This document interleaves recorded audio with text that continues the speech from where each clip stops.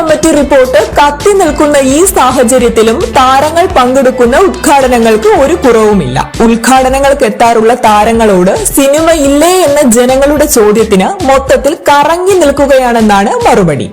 ഒരു കാലത്ത് non veg വിവാദത്തിൽ നായകനായ പഴയിടം മോഹനൻ നമ്പൂതിരിയുടെ പുതിയ റെസ്റ്റോറന്റ് ഉദ്ഘാടനത്തിന് തിരുവനന്തപുരം അട്ടക്കുളങ്ങരയിൽ എത്തിയതായിരുന്നു അനുശ്രീ.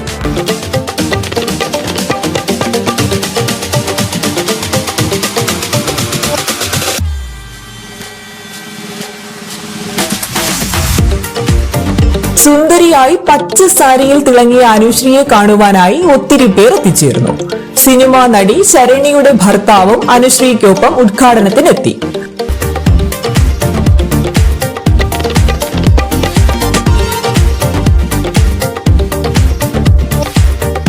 ഞങ്ങളുടെ ഒരു നല്ലൊരു സുഹൃത്താണ് പഴയിടം തിരുമേനിയും മകനും ഒക്കെ.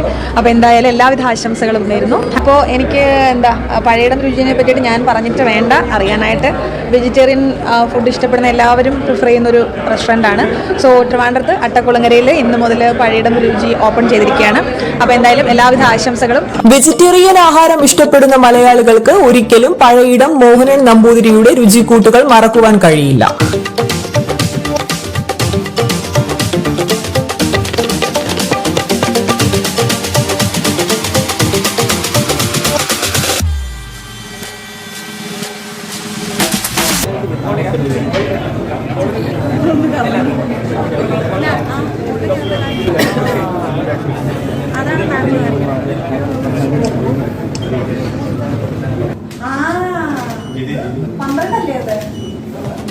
ഹേമ കമ്മിറ്റി റിപ്പോർട്ടിനെ പറ്റി സംസാരിക്കുവാൻ തയ്യാറാകാത്ത അനുശ്രീ ഉദ്ഘാടന ശേഷം ആഹാരവും കഴിച്ച് മടങ്ങുകയായിരുന്നു.